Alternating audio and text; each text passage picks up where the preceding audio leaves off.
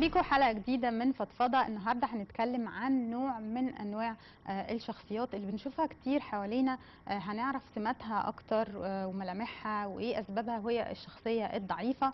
احيانا بيختلط علينا يمكن مفهوم الشخصيه الضعيفه لما بنشوف اشخاص ممكن يكونوا حساسين جدا، ممكن يكونوا من النوع اللي يعني بيتفادوا المشاكل بطريقه معينه في مواقف معينه او مع اشخاص معينه.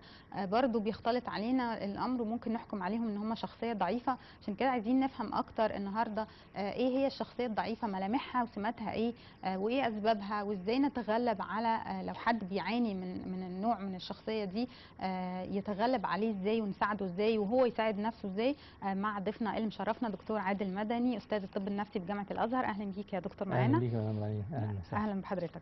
عايزين الاول نعرف يعني ايه الشخصيه الضعيفه عشان برضو ما يحصلش خلط بين سمات ساعات بنشوفها واحنا بنحكم عليها بالغلط احيانا من المظهر الخارجي كده ان ده شخص ضعيف.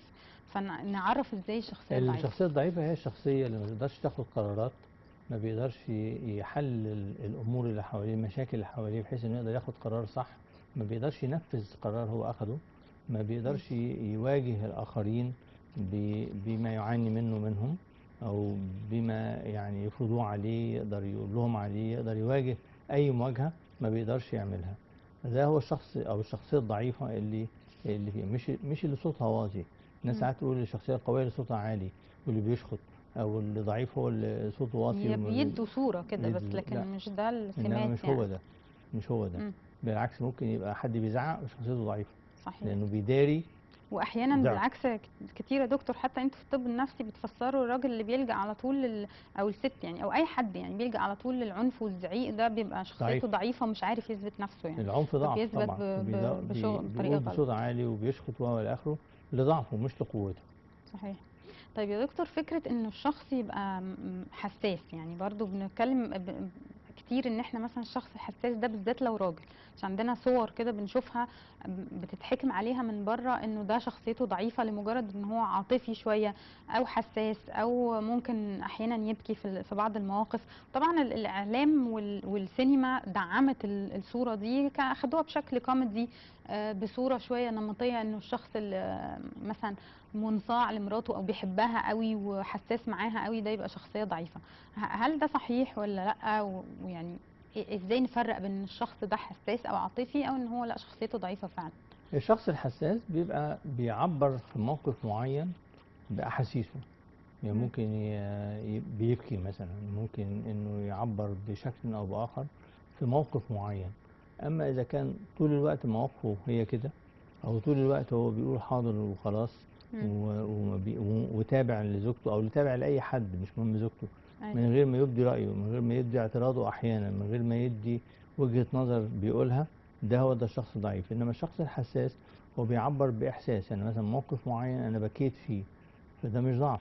مم. انما هو عشان احنا ربينا الولد والبنت بصوره نمطيه، مدينهم صوره صحيح. معينه. الولد ما يعملش الشاي، ما ينضفش، هو يمسك البندقيه ويعمل مش عارف ايه، والبنت هي اللي تعمل الشاي وتنضف وترضع العروسه صباعتها. يعني ادينا صوره نمطيه مم. للاثنين، فلما حد ما بيعملش ده ممكن نقول عليه ده ضعيف. ازاي الراجل بيغسل اطباق، ده يبقى شخصيه ضعيفه.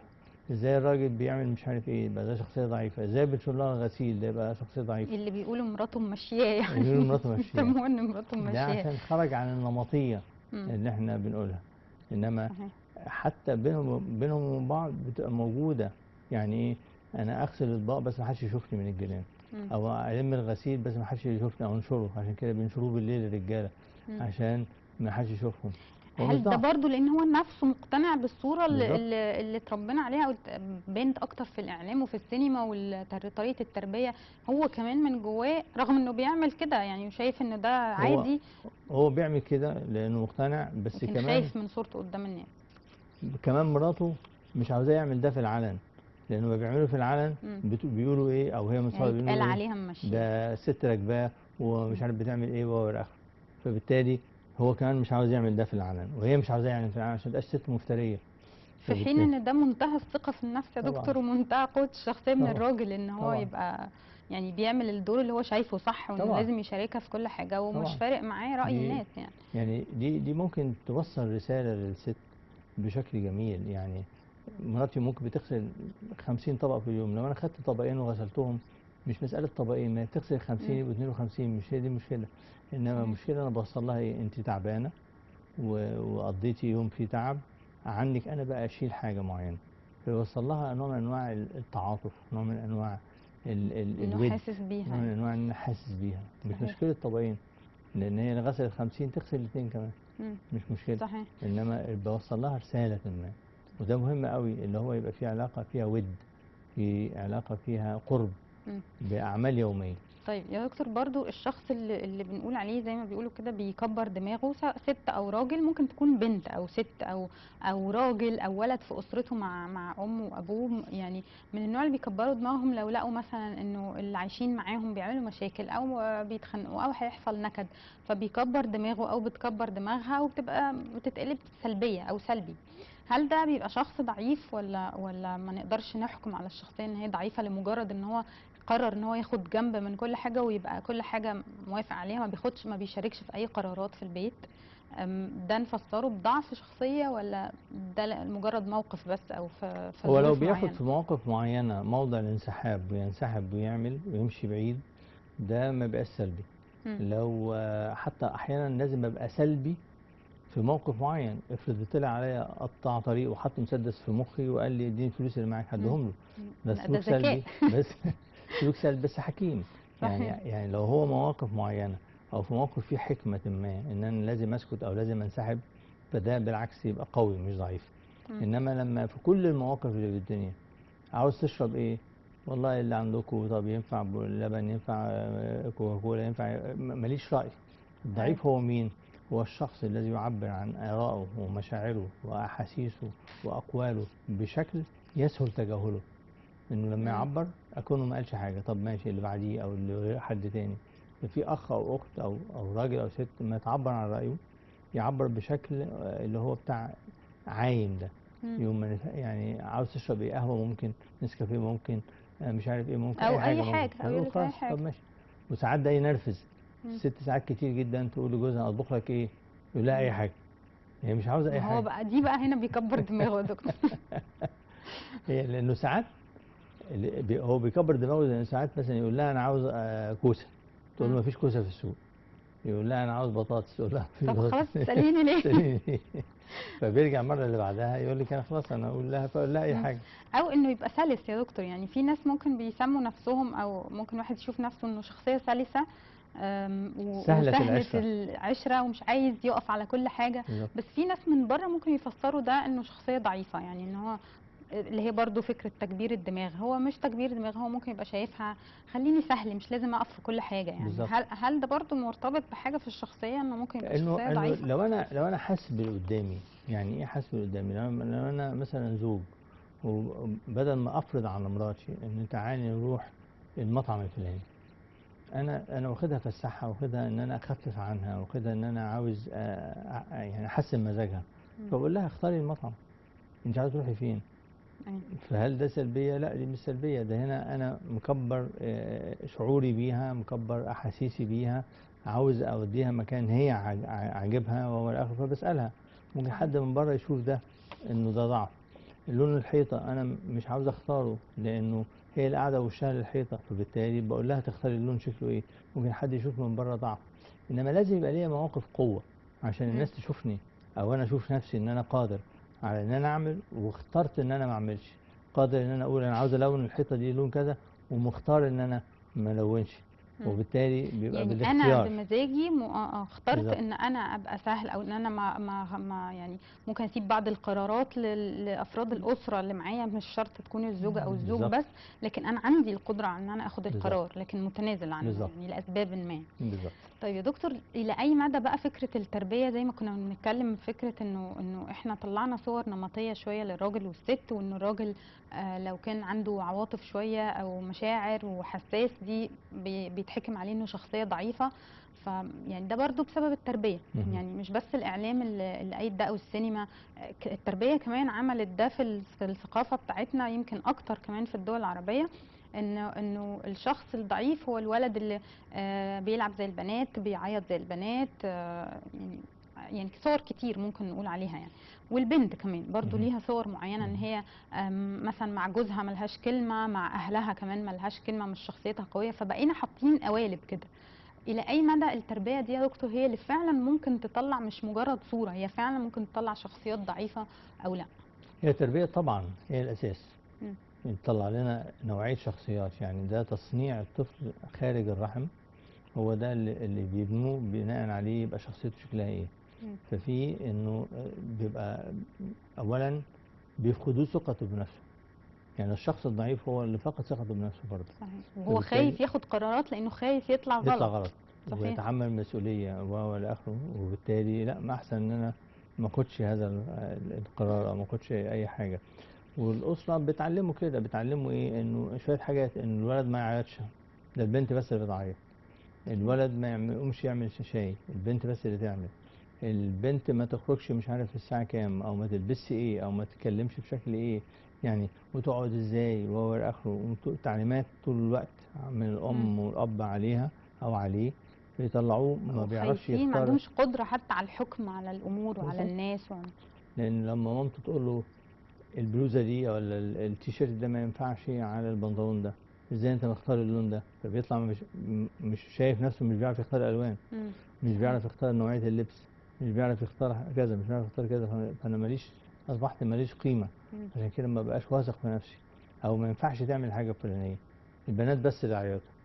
فأنا لما صحيح. يبقى عندي شعور إن أنا أعيط مش قادر أطلعه، لأنه هروح أعيط في أوضة لوحدي أو أروح بعيد عن الآخرين. طب هل يا دكتور دي بتخلق شخصيه ان انا اقول للولد دايما الصوره بتاعت انه انت لو يعني هو بيوصل له كده ان انا لو عبرت عن مشاعري دلوقتي او عيطت او عندي مشاعر معينه لو بينتها هبقى هبان ان انا زي البنت او هبان ان انا ضعيف؟ فهل ده بيخلق شخصيه في النهايه الراجل بقى اللي هو عنده ما عندوش مشاعر او زي ما بيقولوا بارد، او احيانا بيبقى مفتري يعني لو عايزين نقولها بالظبط. بالصوره اللي احنا بالظبط. شايفينها في المجتمع بيبقى جبار يعني، ما بالظبط. لانه كبت كل مشاعره؟ لغى ولا المشاعر خالص. بيبقى احيانا ممكن يطلع شخصيه ضعيفه برضه؟ لا، هو هيلغي كل المشاعر. مم. هيحس إنما مش هيعرف يعبر، أو مش هيعبر مظبوط، بمعنى إنه مش هيبكي مثلا، مش هيعمل. لدرجة إنه أحد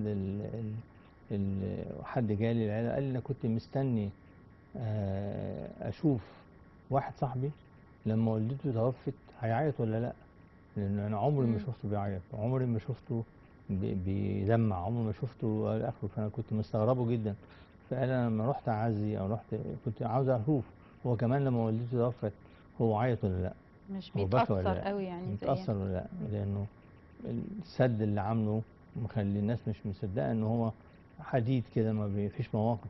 بس الإنسان الطبيعي هو الإنسان اللي بيعبر عن كل المشاعر. بس ده يا دكتور بيبقى ظاهر ولا هم فعلا بيبقى من جوه هو يعني زي ما بيقولوا كده قتل المشاعر قوي، او بقى فعلا ما عندوش مشاعر؟ يعني هل بتتقلب كده ولا لا، هو بس عشان ما يبانش انه ضعيف؟ يعني بالذات فكرة الراجل انه بيخاف دايما يبين مشاعره فبيحط بس منظر كده او حاجز صورة قدام الناس، لكن من جواه طبيعي يعني. أنا بحس إنه الناس جواها المشاعر، الرجالة جواها مم. المشاعر والستات جواها المشاعر، وحتى لو هم جامدين كده، ولما بيجوا لي العيادة ونبتدي نتكلم في موضوعات معينة بيبكوا. مم. يعني ليه؟ لأنه مكان آمن يقدر يطرح فيه مشاعره بأي شكل صحيح. من الأشكال، مفيش مشكلة. فبالتالي بيطرح هذه المشاعر. لأنه لو هو لغى المشاعر من جوه ومن بره ومبقاش حاسس بالدنيا ولا آخره، بيبقى مرض، بيتحول إلى مم. شكل مرضي. إنما هو يبقى أجمد شوية من الناس التانيين في مشاعره ولا آخره، إنما مازال بيحس، مازال في علاقة تعاطف وعطف مع الآخرين مم. موجود. طيب ازاي بقى اصلح يا دكتور ده؟ احنا بنقول للاسف التربيه يعني وده على مدار اجيال، يعني دي مش حاجه لسه جديده، يعني احنا الكالتشر بتاع الثقافه بتاعتنا كلها كده. خلاص هي خلقت فعلا انماط للشخصيه، وخلقت يمكن مع هم دول اللي بيبقوا اب وام تانيين لاجيال تانية او زوج وزوجه. فيعني في للاسف خلط كبير قوي بين ان انا ابقى انسان يعني عندي مشاعر او انسان طبيعي، وبين ان انا ابقى يعني شخصيه خلاص في اضطرابات كتيره في شخصيتي بسبب التربيه. ده اصلحه ازاي عشان يطلع الشخص شخصيه قويه ما هواش شخصيه ضعيفه وواثق من نفسه؟ وخصوصا حته الثقه في النفس دي حضرتك ربطتها بشكل كبير جدا، هي برضو جزء كبير من اسباب ضعف يلا. الشخصيه يعني.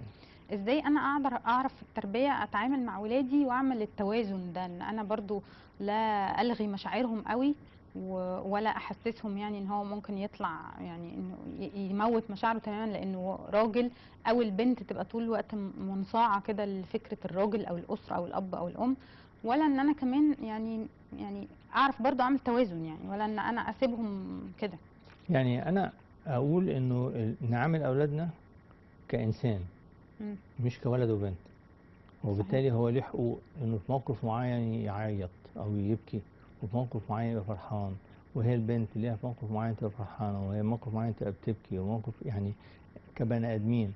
وبعدين في مواقف معينه تبقى راجل وست، مم. هنا نقدر كراجل تعمل كذا كست تعملي كذا. انما اغلب المواقف هي مواقف نتعامل فيها كبني ادمين، انه مش فرقين بين راجل وست. بعدين اجي بقى عشان ازود ثقة الاولاد الصغيرين بنفسهم، ان اشاور طول الوقت على الحاجات الكويسة اللي بيعملوها. يعني هو لابس تي شيرت وحش وبنطلون كويس، ما اقولوش التي شيرت وحش، اقول له البنطلون كويس. مم. فيبتدي وايه اشاور. رايك تجرب ايه مثلا رايك عليه تجرب حاجات كده؟ يعني انا شفت اقتراحات عليك يعني. بلوزه مره كانت احسن من كده، مش عارف شفت ايه والى اخره. فطول الوقت انا بديله هو كمان يختار التغيير. مش مم. انا بقول له روح هات التيشيرت الاحمر البسه، او هات البلوزه الحمراء تلبسيها، لا، انا بقول انه غيري ده واختاري. فهي بتروح تختار بلوزه تانية، او هو بيروح يختار تيشيرت تاني. انما انا شاورت على حاجه كويسه واعملها، شاورت على البنطلون اللي لبسه، شاورت على تسريحه شعره، شاورت على الشوز اللي لابسه. يعني في طول الوقت شجعته واديته ثقه. بشاور على حاجات ايجابيه، فيبتدي يثق في نفسه ان انا بعرف اختار، بعرف اقول. بردك في المواقف، برافو عليك انت رديت على السؤال ده لما سالك عمك او خالك كذا، رديت كويس. فانا بعلمه ان هو قادر على الكلام، قادر على التعبير، قادر على انه يتواصل مع الاخرين. لما يعمل خطأ اقول له تعالى وشوف الخطأ ده عملناه ليه، واحاول مم. احلل له الخطأ ده بحيث ما يكرروش. مش يبقى طول النهار انا عمال انبه. كثرة التعليمات اللي بتديها الام او الاب مميتة في فكرة ال الثقة بالنفس.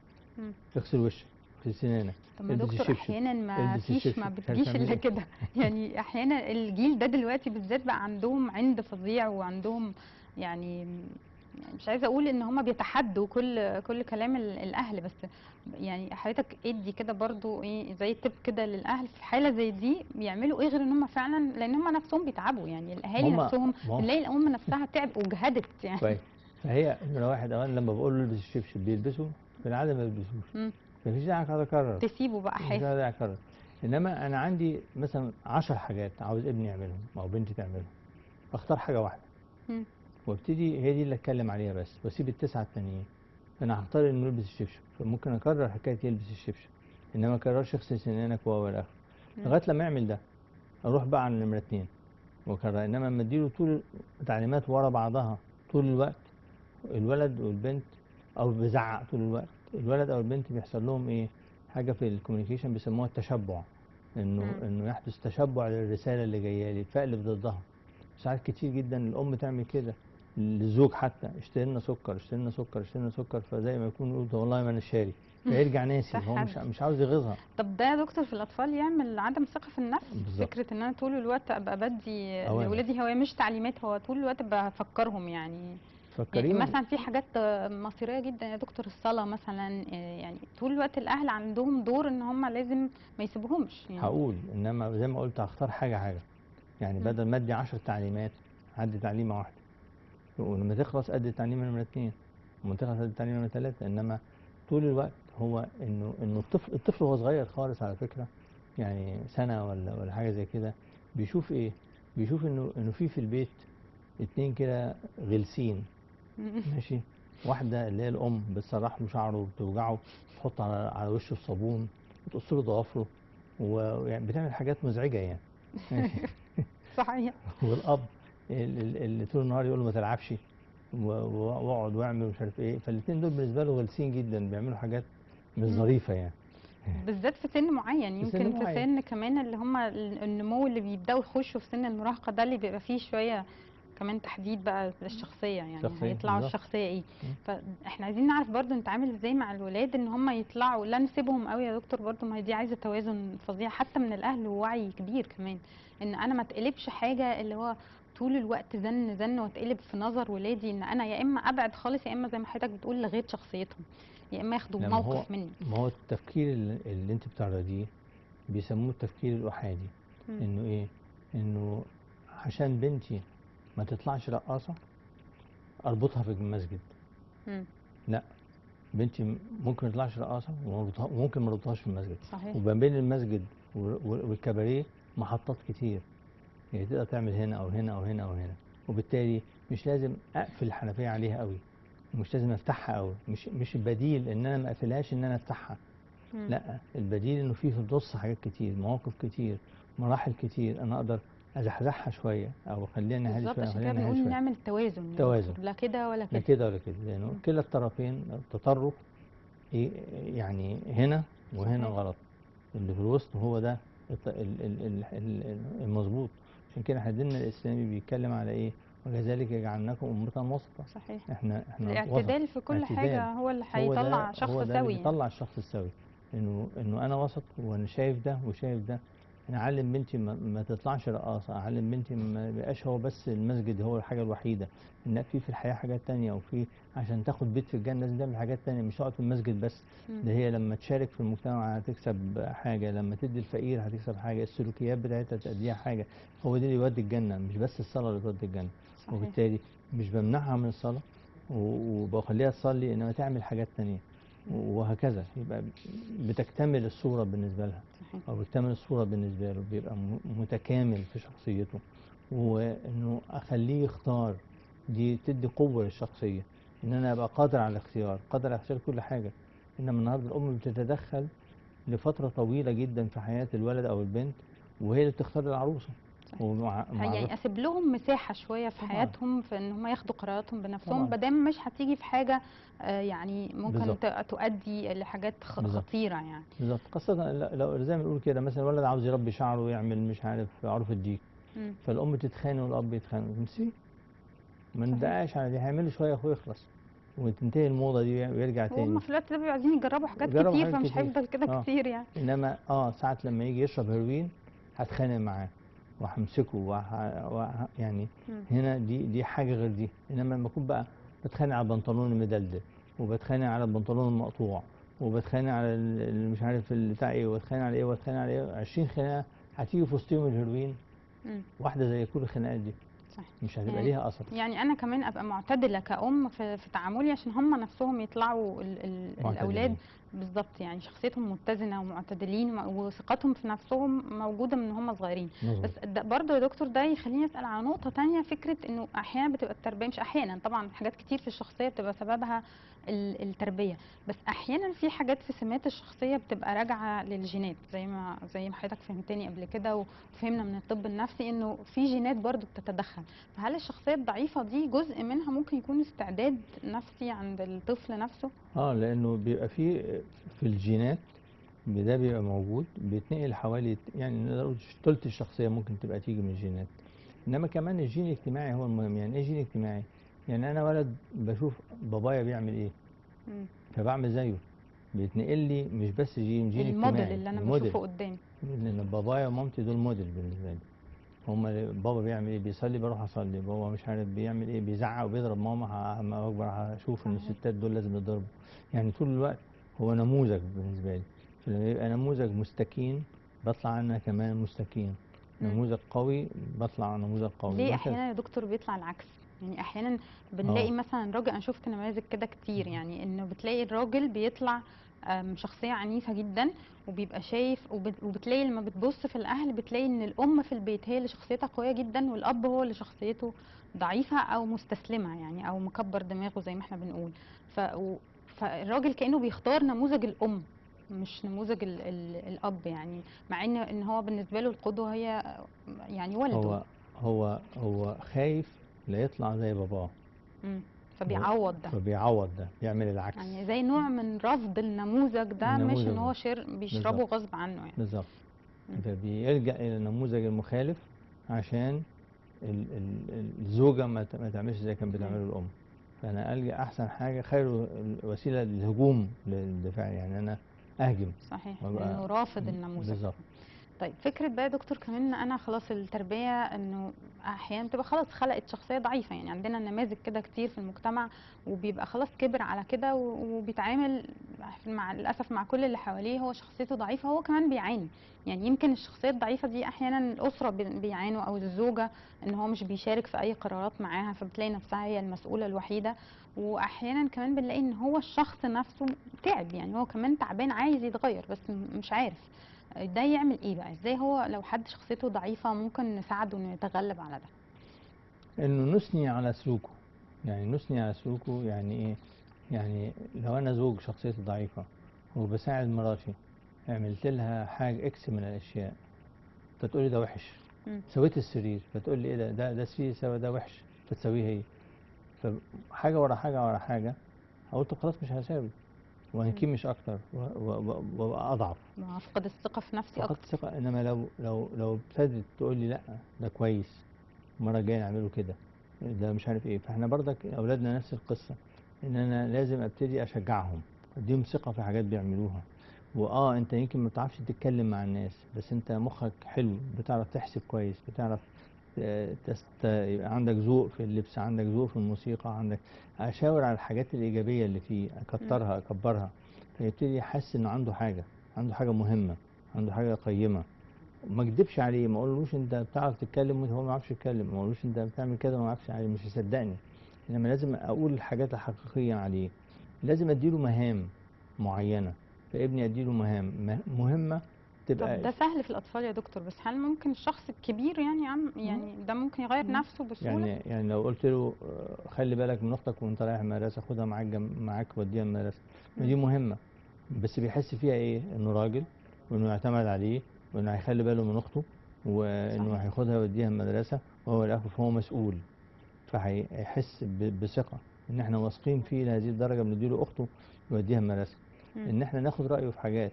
احنا عاوزين نروح مصيف السنه دي، لو رحنا مرسى مطروح هيكلفنا كذا، ولو رحنا اسكندريه هيكلفنا كذا، ولو رحنا هيكلفنا، واحنا معانا كذا، تختاروا ايه؟ مم. فنبتدي نختار بس بناء على الشخص كم الكبير الفلوس. يا دكتور نقدر بالتعود ممكن يغير ده ولا لو يعني؟ حب، مم. يعني زي ما كنت بتقولي انه ايه، هو يبقى متألم من ضعفه فيتغير. لو مش يعني هو متألم من يكون ضعفه، عايز يتغير. لو مش متألم ومبسوط مش هيتغير. مم. اللي صحيح. هو بنسميه ساعات المدلع، يقول لك من اللي لقى الدلع وما دلعش مم. يبقى مش عارف كافر ولا ايه يعني كده. صحيح. فبالتالي هم لا، هو طول ما هو متدلع ومبسوط خلاص مش هيتغير. انما صحيح. لو ابتدى يحس انه لا ده يعود عليا بالضرر، هتغير. يعني أول خطوة يكون الشخص الضعيف ده نفسه هو عايز يتغير، بالظبط. تعب من بالظبط. شخصيته دي، وبالتالي الناس تساعده بقى بالطريقة اللي حواليه، يساعدوه بالطرق اللي حضرتك بالطرق قلت اللي عليها هتقول دي. عليها. تمام. أنا بشكر حضرتك جدا دكتور عادل مدني، العفو يا أستاذ فندم. الطب النفسي بجامعة الأزهر. شكرا لك يا دكتور. العفو. وبشكر كل مشاهدينا، وإلى لقاء آخر وحلقة جديدة وموضوع جديد من فضفضة.